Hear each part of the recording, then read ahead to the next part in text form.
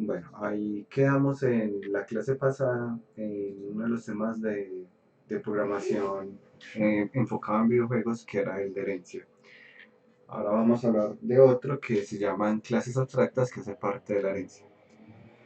El concepto pues, que he hecho aquí está muy directamente son clases de las cuales yo puedo heredar, pero no puedo tener objetos directamente de esa clase. Es decir, pensando en el ejemplo que hicimos la clase pasada, yo podría tener la clase, digamos, guerrero, pero no puedo crear objetos tipo guerrero.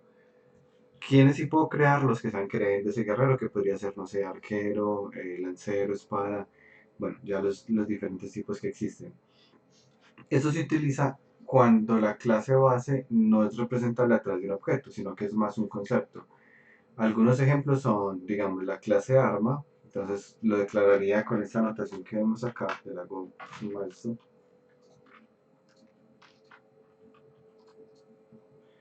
Entonces acá está la clase arma, que sería una clase abstracta, aquí está public abstract class arma, el alcance, digamos aquí el método de desenvainar, por ejemplo, digamos todas las armas se pueden sacar, y aquí puedo escribir su implementación, pero puedo tener otros métodos que se llaman métodos abstractos como atacar. ¿Y por qué es un método abstracto? Porque el arma no sabe cómo atacar, solo cada una de las armas, como la lanza, la espada o el arco, sabría cómo atacar, y en ese caso hacen lo mismo que habíamos visto la vez pasada del override, public void override, perdón, public override void, atacar, y aquí haría el ataque. Ese es como el concepto de clase abstracta. Nuevamente se utilizaría cuando la clase base, la cual van a agregar otros, es más un concepto que un objeto en sí. De hecho, pues de resto sigue siendo igual, sin embargo, pues considero siempre pertinente como tenerlo en una presentación separada. Ya la idea es que hoy, pues después de haber trabajado el tema de herencia, trabajemos un tema que es el de interfaces, que de hecho es el que a mí, pues en lo personal es el que más me gusta cuando estoy programando, por el hecho de que nos permite tener algo que en programación se conoce como, como dependencias débiles y es bien útil. Miremos acá. Voy a crear un pseudodiagrama aquí UML. Pensemos en que yo tengo una clase que es la clase, digamos, hechizo de luz. Y pensemos como en los juegos en donde tenemos varios elementos. Hay juegos donde entonces está elemento, no sé, luz, oscuridad, rayo y los normales pues que son piedra, fuego, aire, agua. Y dependiendo del tipo de hechizo y el tipo del personaje, pues va a ocurrir una cosa u otra. Como de hecho pues no muy diferente al sistema de Pokémon, solo que el sistema de Pokémon pues es más de si causa más daño o resistente a ese.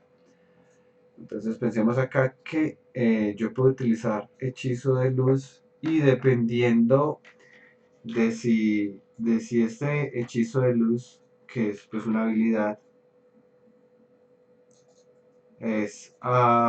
se utiliza sobre un personaje tipo, pues hagámoslo aquí directamente como con los de Warcraft, con un personaje humano, de hecho no, con cualquier tipo de personaje que no sea no muerto,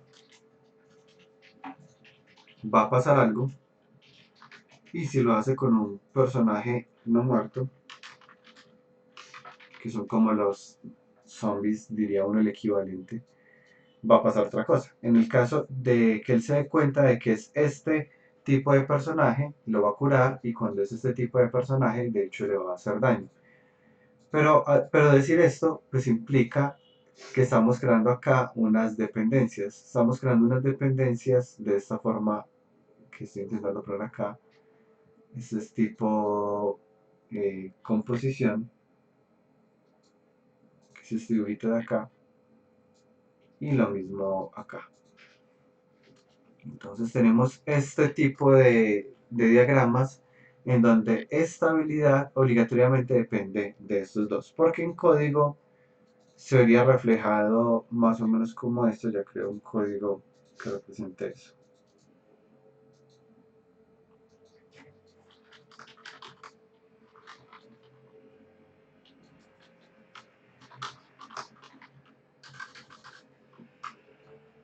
Supongamos que este es el habilidad, pues como el proyectil que sale lanzado desde la habilidad o el efecto, pues, o en sí el que se llama cuando yo doy clic sobre el personaje, como lo queramos ver.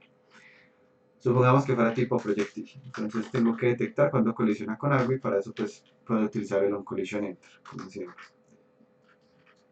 Y acá entonces yo tendría que preguntar algo así como si el objeto con el que colisione tiene el tag, eh, vamos aquí esto comentado porque eso no va a funcionar.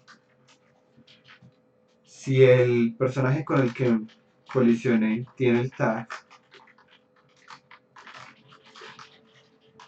llamémoslo acá humano, haga algo, supongamos que inclusive con los humanos lo que haga es que cure más. Entonces acá collision.getComponent y supongamos que todos los humanos tienen una clase que se llama human character.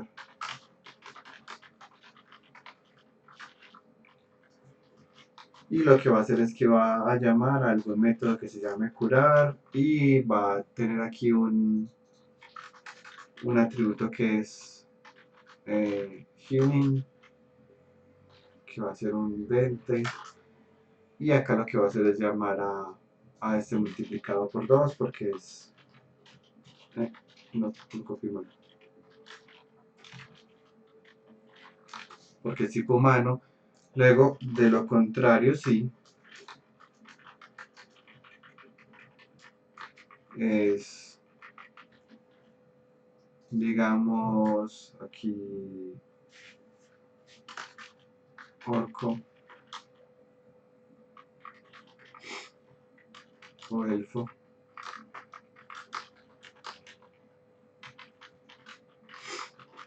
Va a buscar el componente que se va a llamar, inclusive aquí me tocaría hacerlo separado, porque son dos objetos separados, cada uno como con su propio script. Entonces pongámoslo aquí que se lo aplique para los otros. Entonces aquí buscaría el first character que hicimos con el idioma, si lo va a curar por la cantidad normal. Y el último caso, supongamos que solo hay esas tres razas, entonces busca el componente, vamos a ver si en inglés, index, lo llamaban en inglés. Y no va a llamar a heal, sino que va a llamar a attack, por ejemplo, y le va a hacer la misma cantidad de daño de la curación. Pero en el momento en que yo hago esto, en el que yo dentro de un método de la clase, ejemplo sin interfaz, hago esto de acá, estoy diciéndole que este depende o está compuesto por un human character, por un elfos character y por un undead character. Es decir, que aquí estoy creando, como vemos en el UML, tres dependencias. Y cada una de esas dependencias pues se verían reflejadas en un diagrama UML en forma de composición. Porque ya sabemos que aquí vamos a depender de tres diferentes. Sin embargo, pues esto sería una práctica mala porque estamos obligando a que esta clase, que no tiene nada que ver con esas clases, dependa de ellas. Si yo, por ejemplo, me quiero llevar este script para otro proyecto, pues para llevarme este script me tendré que llevar también este, y tendré que en ese proyecto crear este tag, crear este tag. Algo así se vuelve muy poco manejable. Es más, pensemos en que tenemos varios tipos de interacciones entre diferentes tipos de objetos. Pero las interacciones pueden cambiar.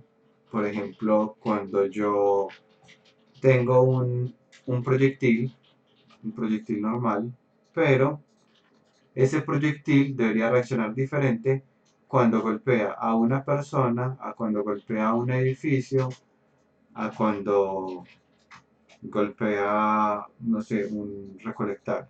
De hecho, pensémoslo otra vez con un ejemplo de un juego RTS. Entonces yo aquí tengo mi personaje. Y a mi personaje yo puedo decirle que vaya e interactúe con este árbol de acá.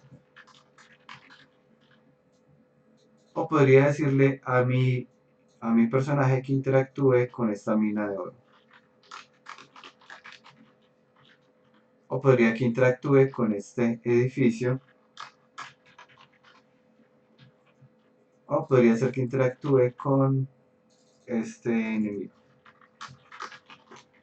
Y esto de acá es un aldeano. Cuando en un juego RTS pone a un aldeano a que haga algo, para uno es completamente transparente, no es como que uno tenga que utilizar un comando diferente si es un árbol, si es una mina de oro, si es un edificio, si es un enemigo. Uno solo le dice, vaya hasta allá. Cuando él llega hasta acá, él sabe, ah, bueno, esto es un árbol, la forma en que tengo que interactuar es diferente. Así fue interactuar con, por ejemplo, la mina de oro, cuando le clic y lo que hace es recolectar oro, aquí recolecta madera, son animaciones inclusive diferentes, las lleva a partes diferentes, es decir, lo que recolecta del árbol lo lleva al aserradero, lo que recolecta la mina de oro lo lleva a la cantera. Si ve un edificio y el edificio está desgastado, va y lo repara. O inclusive puedo señalarle una zona vacía y pedirle que construya un edificio, o si le pongo un enemigo, el va y lo ataca. Entonces miremos que tiene diferentes tipos de interacción dependiendo de yo a dónde le dé clic.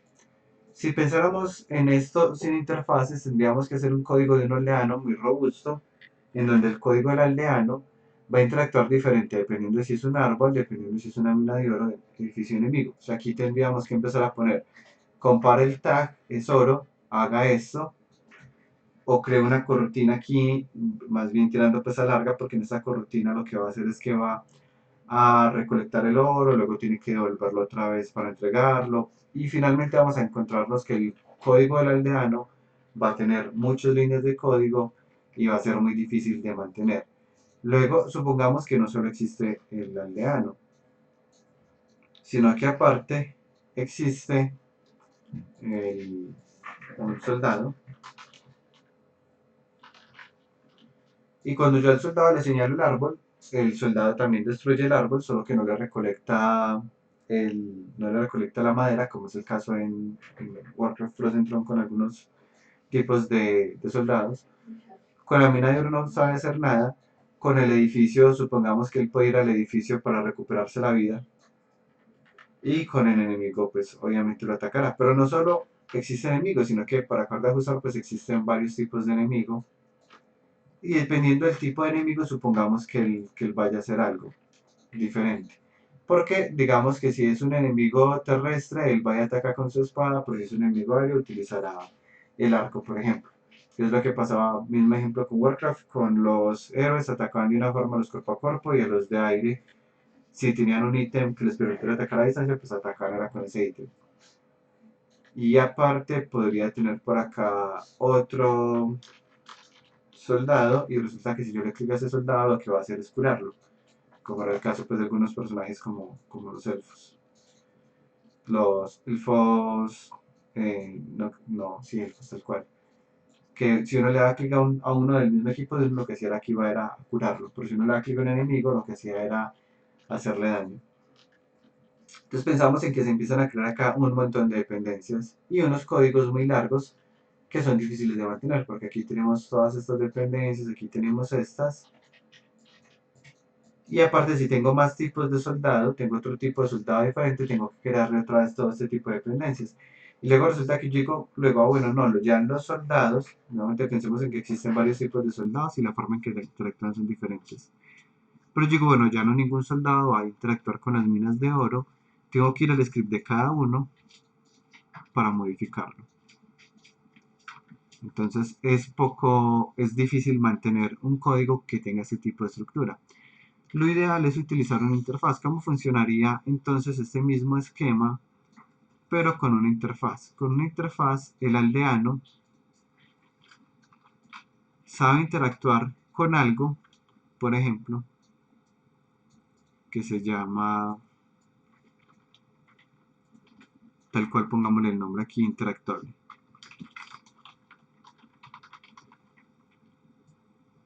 Y el aldeano solo conoce cómo interactuar con esto. Y cada uno de ellos, cada uno de estos objetos en su script, implementa la interfaz interactuable y cada uno sabe cómo debería ser la interacción. Entonces ya las dependencias se invierten porque ya cada uno de ellos es el que sabe qué tiene que hacer. Ya no estoy recargando la clase aldeano, sino que es el árbol el que sabe cómo ser cortado. Ya es la mina de oro la que sabe cómo ser recolectada, el edificio sabe cómo ser reparado y el enemigo sabe cómo ser atacado. o cómo recibir daño pues en este caso. Es invertir un poco, pasar estas dependencias de esto a pasarlas de esto. En este caso se crea algo que se conoce como una dependencia débil. Es una dependencia débil porque yo ahorita si quería llevarme este script para otro proyecto me tenía que llevar todos estos. Y posiblemente estas dependencias sean bidireccionales. Y si quiero llevarme el árbol también tengo que llevarme al aldeano, pero si quiero llevarme al aldeano me tengo que llevar esto. Entonces casi que para cualquier proyecto yo tenía que llevarme este paquetico de scripts. Acá es al revés, la dependencia débil es yo me puedo llevar al personaje y a la interfaz para otro proyecto o puedo llevarme a cada uno de esos objetos con la interfaz y ya. Se vuelve una dependencia que se conoce como dependencia débil. Por eso es que es, digamos, tan popular las interfaces. Ahora viendo ya cómo sería la implementación, miremos acá, voy a poner un cubo, pues voy a mostrarlo primero sin la implementación y luego con la implementación. Voy a tener tres cubos diferentes. Y a cada uno de estos cubos le voy a crear un comportamiento diferente. Que va a ser acá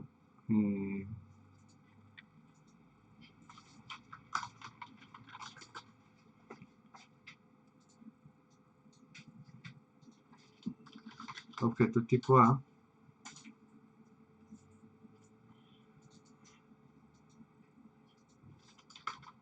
objeto tipo B y objeto tipo C. Y bueno, cada uno de estos objetos pues va a tener uno diferente. Este va a ser el tipo A, es el tipo B, que nos deja agregar. Ah, no existe porque los creé fue como carpetas, no me di cuenta. Objeto tipo B.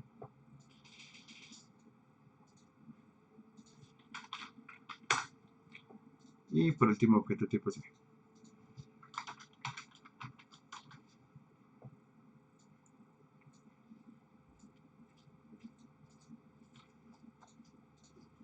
Y bueno, el objeto tipo A va a tener un método que se va a llamar eh, recibir golpe.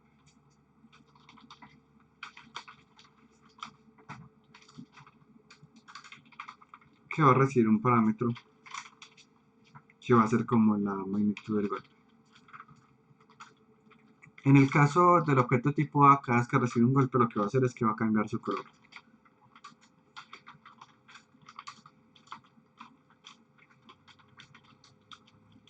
Y se va a poner rojo. En el objeto tipo B vamos a hacer algo muy parecido. Va a tener un método que se llama recibir golpe. Y cada vez que lo golpean lo que va a hacer es que va a cambiar su tamaño.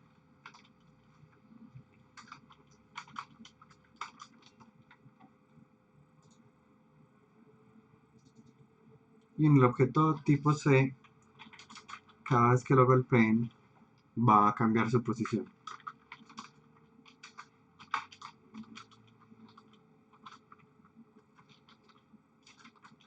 Se va a mover diagonal 1 metro. Ya tenemos como la reacción de cada uno de ellos. Y ahora tengamos acá otro script que se va a llamar proyectil ejemplo. Y este proyectil va a detectar en la colisión, va a preguntar contra quién golpeó. Entonces vamos a preguntar si collision.getComponent, acá lo guardo primero el objeto.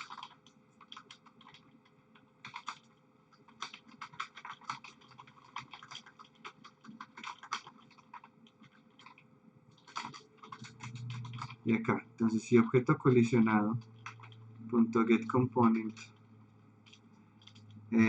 si tiene el componente objeto A,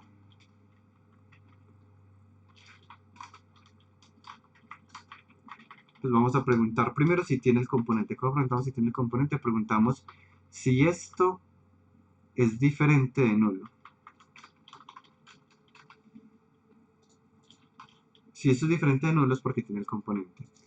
Y en ese caso, pues volvemos a llamar a esa línea, tener el componente A, punto, y aquí ya le decimos el método que le había dicho que era recibir golpe. Y acá le estoy pasando el número, por ahora pues no estoy haciendo nada con ese número, pero de aquí tendría que ser un else if, casi que con esto mismo de acá, y otro else if con esto mismo, pero ahora con objeto B, objeto C, objeto B, objeto C. Y ya como les digo, pues acá acabamos de crear un objeto que tiene tres dependencias, estas tres dependencias de acá, pero debería funcionar pues, yo clic en una esferita que va a caer sobre ellos,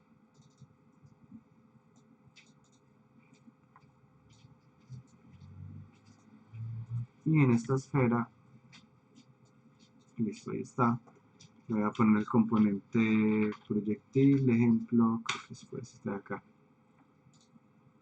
sí, y entonces cuando colisione, claro, no va a colisionar porque no tiene registro de. Acá tenemos que el primero reacciona poniéndose rojo, en el caso del segundo va a reaccionar poniéndose más grande y en el caso del tercero va a reaccionar moviéndose. Ahí ya está la reacción de cada uno. Sin embargo, pues como les digo, aquí estamos creando una dependencia innecesaria. Inclusive una peor práctica sería que la implementación de cada objeto estuviera acá. Es decir, como ve una vez los códigos, algunos lo que harían es poner acá mismo, si colisionó con el A, haga algo, pero acá mismo ponen el código de qué es lo que va a pasar. Aquí ponen el código de qué es lo que va a pasar. Y es inclusive peor porque entonces están creando aquí un código súper largo dependiendo del tipo de objeto. Y nuevamente la idea es mantener códigos muy corticos de menos de 100 líneas de código que nos permitan al mediano plazo hacerles mantenimiento. Un código que tenga más de 100 líneas de código, luego lo revisan en un mes y posiblemente ya no entiendan qué es lo que está pasando ahí. Ahora entonces acá vamos a tener un cambio, y es el de la interfaz. Voy a crear una interfaz que se va a llamar i golpeable. La anotación es que las interfaces empiezan con i. Y esa interfaz, ya le cambié aquí el nombre, public interface.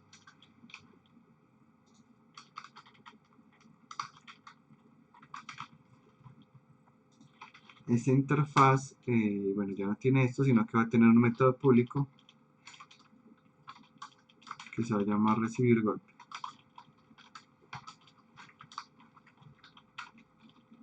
Que recibe como parámetro la cantidad del golpe. Esto aquí, ¿cómo está? Pues de hecho es muy parecido a cómo funciona la clase abstracta. Si miramos la clase abstracta, que es esta de acá, es muy parecido a esto, a declarar, o decir, existe este método que se llama atacar, pero pero no voy a hacer nada, ¿cierto? Pues simplemente estoy diciendo que pueda hacerlo. Igual que la clase abstracta, en este también se hace de esta forma. ¿Qué cambiaría ahora? Que cada objeto va a implementar la interfaz y golpearlo. Entonces tomo esta línea de acá. Cuando uno implementa una interfaz, lo que es obligatorio es que tengan un método que se llame igual que el de la interfaz que están implementando. Como acá el método se llama recibir golpe y ellos ya lo tienen, pues me funciona inmediatamente, pues no tuve que hacerle nada diferente. ¿Qué cambiaría acá? Que en el proyectil ya no tengo que poner todo esto. Solo pregunto si él es golpeable. Y si él es golpeable, ya me recibir golpe. Miren que ya le quité la dependencia de los otros tres objetos. Pero cuando le doy play,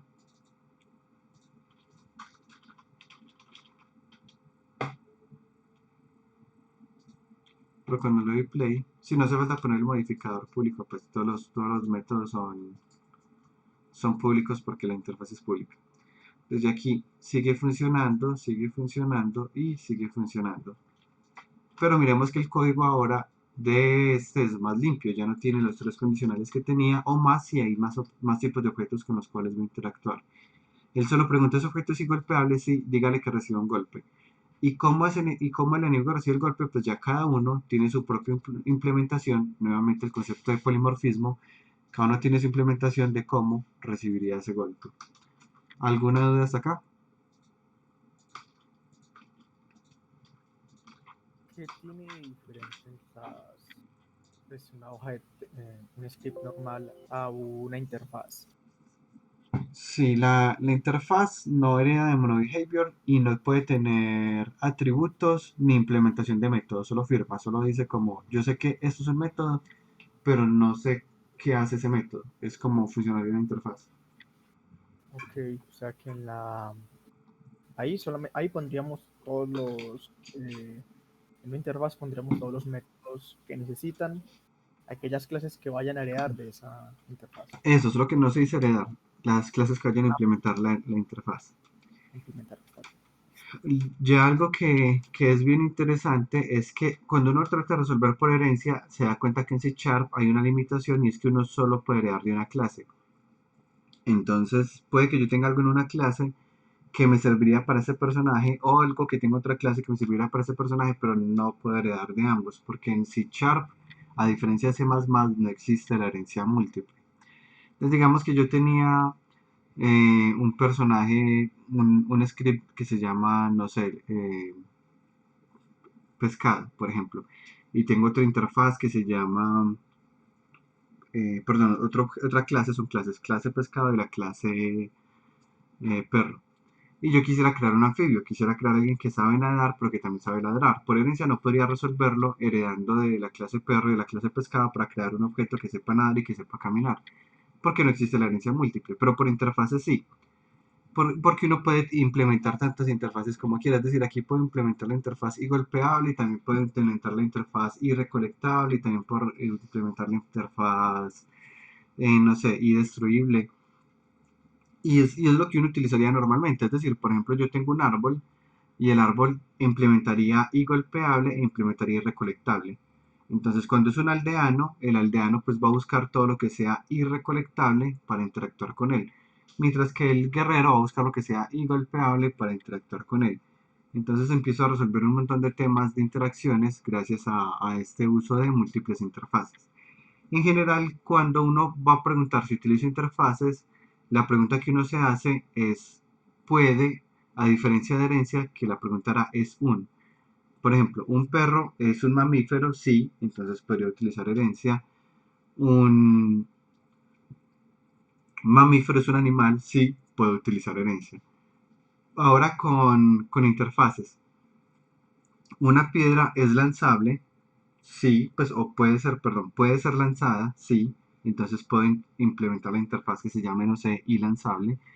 Un escudo es lanzable, podría ser que sí, entonces el escudo también implementa esta misma clase. Lo interesante, de hecho, creo que es uno de los ejemplos que daban en algunos de los libros que revisé en su momento, era con el escudo precisamente. El escudo podría utilizarse para cubrirse, pero digamos que uno también puede atacar con el escudo, que también puede utilizarlo para empujar al enemigo. Entonces el escudo podría utilizar la interfaz y escudo y también la interfaz y arma y ya implementar métodos que pertenecen a ambos. Como les digo, pues esta es una de las metodologías que yo más utilizo cuando estoy programando, el uso de interfaces. Y aquí en el proyectil, que es el que está en este proyecto, pues de hecho se alcanza a notar, cuando uno utiliza un proyectil, el proyectil lo que hace es que busca si el objeto contra el que golpeó implementa la interfaz y destruible, y si sí, va a hacerle daño o pues va a hacer algo con ese objeto. Ya cada uno implementará esa interfaz de destruible y ya cada uno sabrá qué es lo que tiene que hacer al momento de recibir el golpe. ¿Preguntas hasta acá?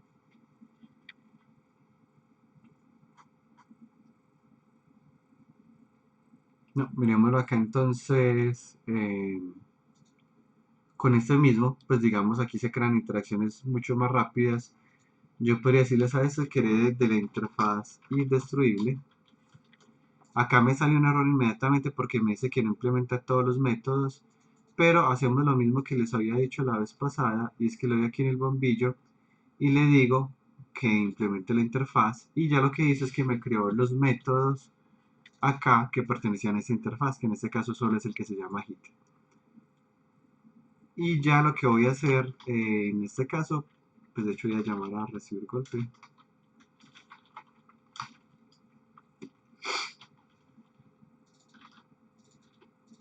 O sea, va a ser lo mismo, solo que quiero que lo haga también con el proyectil. Y acá pues puedo hacer lo mismo, puedo copiar esto de acá.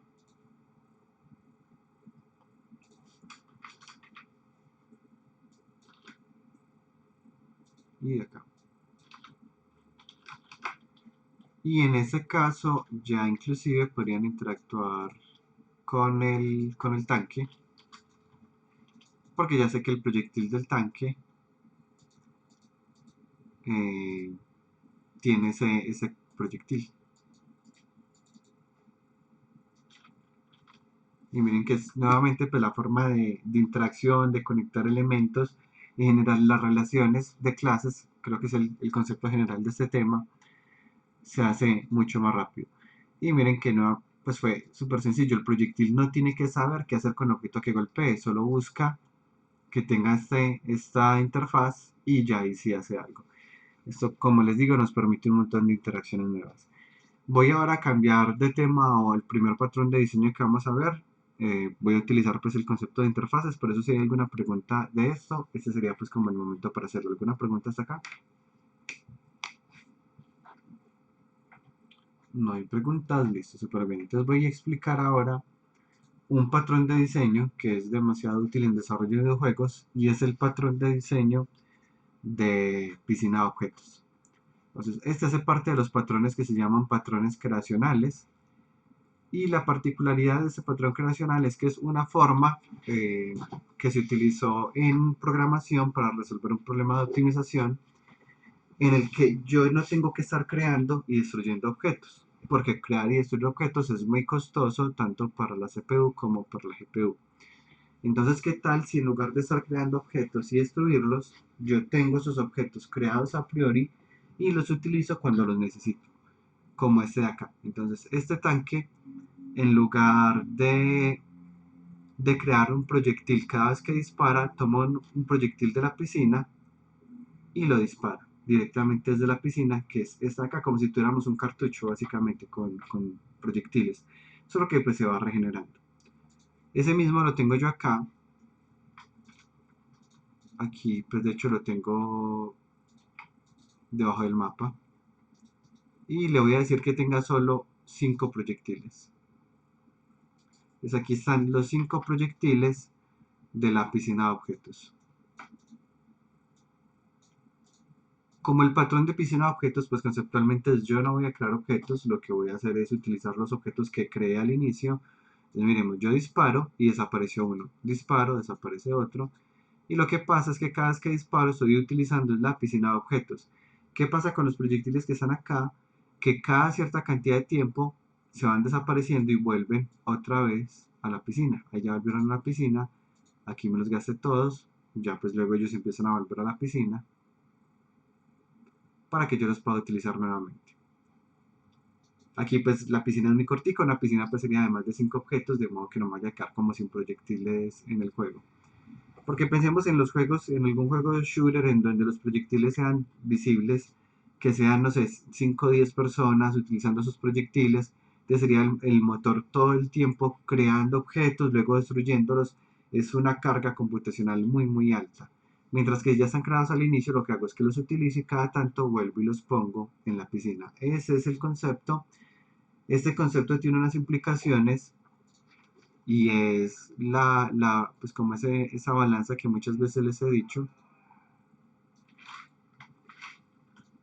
Y en esta balanza, ¿a quién tenemos? Tenemos a la CPU y tenemos a la memoria RAM. Casi siempre cuando uno optimiza una, resulta afectando la otra. Entonces aquí tenemos la memoria RAM. Cuando yo hago el tipo de optimización por piscina de objetos, ¿qué pasa? Que todos los objetos están en la memoria RAM. Es decir, que la memoria RAM sufrió aquí un desgaste porque la memoria RAM está soportando todos los objetos, no solo cuando son creados. En la forma convencional, yo creo un proyectil. Mientras el proyectil esté vivo, consume aquí un poquitico de RAM. Cuando el proyectil desaparece, la RAM se libera. Sería en el normal. Entonces la RAM mantiene muy liviana todo el tiempo. Mientras que la CPU es la que más está sufriendo, porque están creando y destruyendo objetos. E igual pues la memoria RAM, digamos, se libera entre comillas, pues simplemente ya deja de ser utilizado, luego la CPU consume un montón de energía porque tiene que ir al garbage collector a decirle a la memoria RAM que se libere. Sin embargo, pues la memoria nunca va a tener problemas porque como los proyectiles rápidamente dejan de ser utilizados, en el momento en que necesite más espacio, el garbage collector, alias la CPU, es la que va a sufrir la carga. En el caso contrario de la piscina de objetos, todos los objetos están creados desde el inicio. Entonces no pasa como antes, que era como digamos unos objetos que se iban creando acá y cuando ya no cupieran más, el garbage collector llegaba y los limpiaba, pero la memoria RAM nunca, o sea, estábamos seguros de que la memoria RAM nunca iba a sufrir como por exceso de uso, al menos no por la parte como de los proyectiles. Mientras que si yo tengo todos los proyectiles creados desde el inicio y siempre los estoy utilizando, entonces esos proyectiles siempre me están consumiendo RAM. En ningún momento, aunque el garbage collector llegue, él no va a limpiar esto de acá porque están siendo utilizados o potencialmente van a ser utilizados. De la memoria RAM ya sacrificó una parte de forma permanente durante todo el proyecto para sostener esos proyectiles creados en la piscina de objetos. Entonces, como les digo, este es uno que desfavorece a la RAM y favorece a la CPU. ¿Por qué razón entonces lo utilizaría uno? Porque todos los dispositivos tienen muchísima RAM, pues en términos generales todos tienen muchísima RAM, mientras que no todos tienen tan buena CPU. Y por lo general los límites que uno tiene son más asociados a la CPU o a la GPU que a la memoria RAM. Entonces normalmente en videojuegos se va a utilizar como, digamos, medida por defecto la piscina de objetos. El término en inglés para que lo puedan buscar es Object Cooling.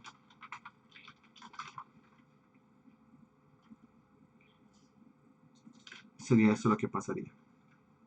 Y como vemos, pues en el concepto acá lo que tengo son estos proyectiles de acá.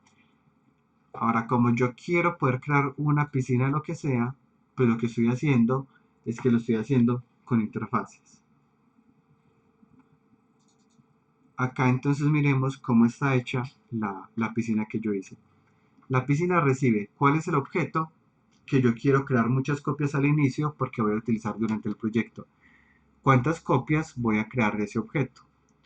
Y acá tengo un arreglo que se llama iPiscina y lo que va a hacer es que va a preguntar si ese objeto que yo quiero clonar efectivamente implementa la interfaz iPiscina.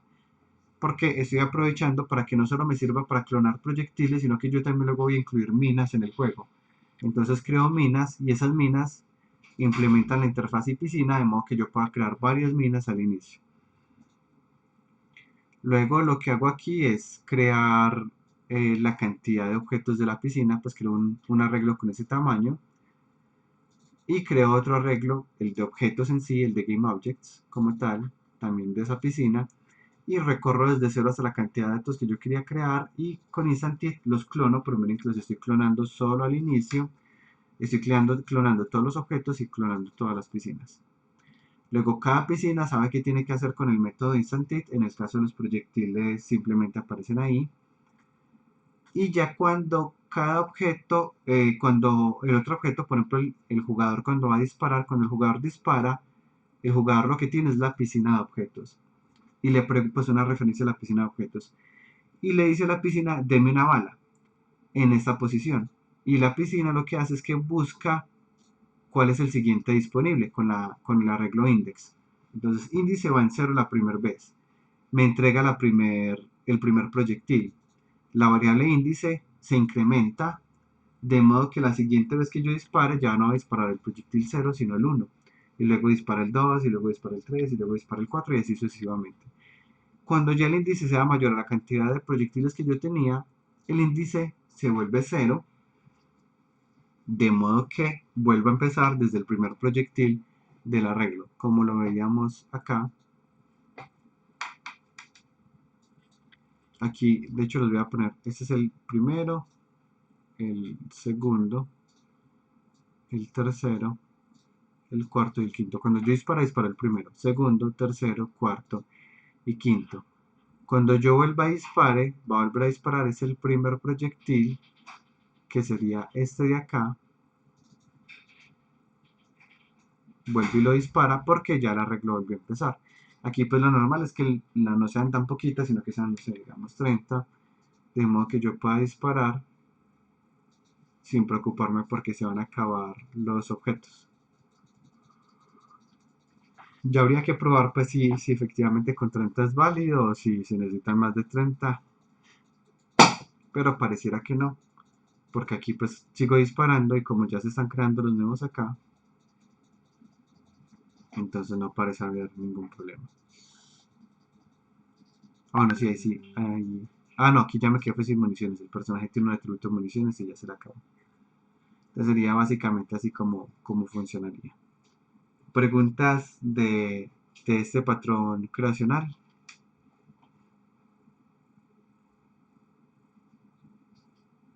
¿No? Bueno, la parte, digamos, aquí clave es esto. Crear un arreglo. Ese arreglo lo instancian al inicio con la cantidad de datos que necesiten. Y luego cuando alguien le pide a esa piscina un objeto, tienen un contador que les permite entregarle el objeto siguiente. Y cuando ya se haya quedado sin objetos, ya simplemente pues vuelven y empiezan para empezar a entregar los primeros objetos nuevamente. Cada objeto ya sabrá cómo regresar a la piscina. En el caso del proyectil, que es este de acá, cuando él termina, lo que hace es que vuelve a su posición inicial, que es la posición inicial de la piscina, y se marca como cinemático en verdadero, de modo que no vaya a ser que se pone en la piscina y se choca con las otras balas. Cinemático significa que no le afectan las físicas, y como el cinemático está en verdadero, pues ya no va a colisionar o a explotar las otras balas que están en la piscina. Esto mismo podemos hacerlo con NPCs, pues con enemigos. No crear, perdón, para hacer oleadas de enemigos no creamos enemigos, sino que utilizamos una piscina de enemigos, los llamamos, cuando los enemigos mueren vuelven atrás a la piscina y así puedo reutilizarlos. Entonces puedo crear oleadas de enemigos que vienen, no sé, 20, 30, luego 50, pero no tengo que crear 100 enemigos, sino que solo tengo que crear 50 y utilizarlos en la piscina en los diferentes momentos. ¿Preguntas hasta acá?